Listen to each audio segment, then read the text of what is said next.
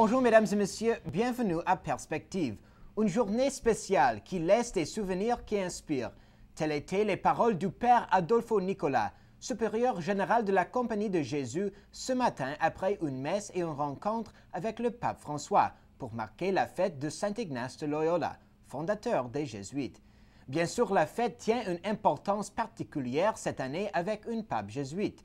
Ce matin à 8 heures, le Saint-Père a visité l'église du Jésus pour célébrer la messe avec une assemblée de quelques 800 personnes.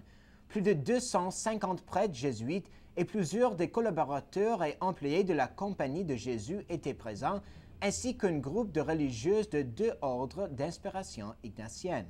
Dans son homélie, le pape François a appelé tous les jésuites à mettre le Christ au centre de leur vie, en s'oubliant eux-mêmes.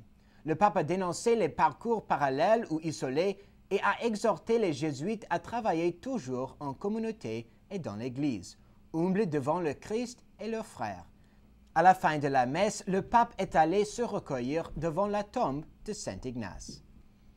D'ailleurs, à Rome, aujourd'hui, l'Institut pour les œuvres de religion, aussi connu comme l'IOR et la Banque Vaticane, a inauguré un nouveau site, ior.va, ayant pour but de continuer à aller vers plus de transparence.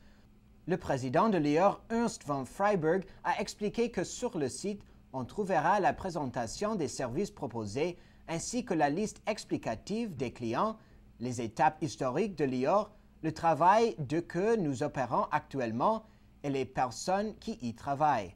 Maintenant, c'est seulement disponible en anglais et en italien, ainsi que d'autres langues à venir.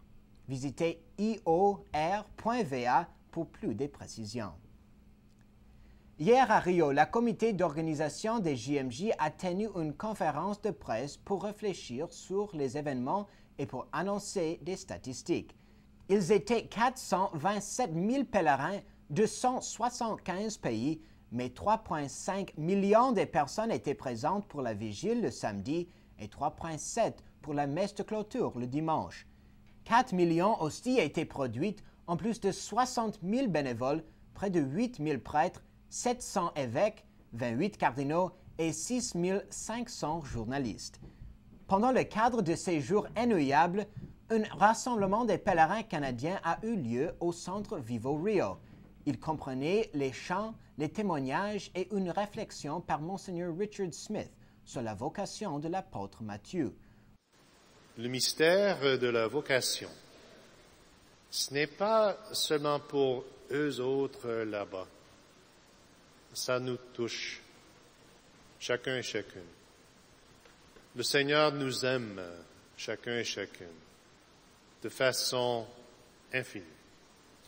Et il nous invite tous et toutes, chacun et chacune, à le suivre.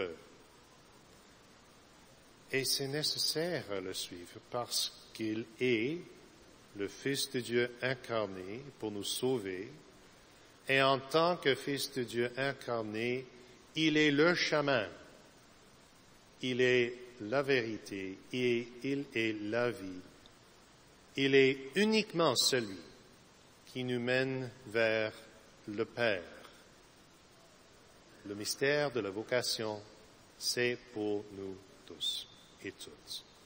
Et je vous invite, je vous encourage de le réfléchir, d'y penser et d'avoir des cœurs ouverts à l'invitation et à l'amour de Jésus pour vous, afin que par votre rapport avec lui, vous pouvez trouver la vie.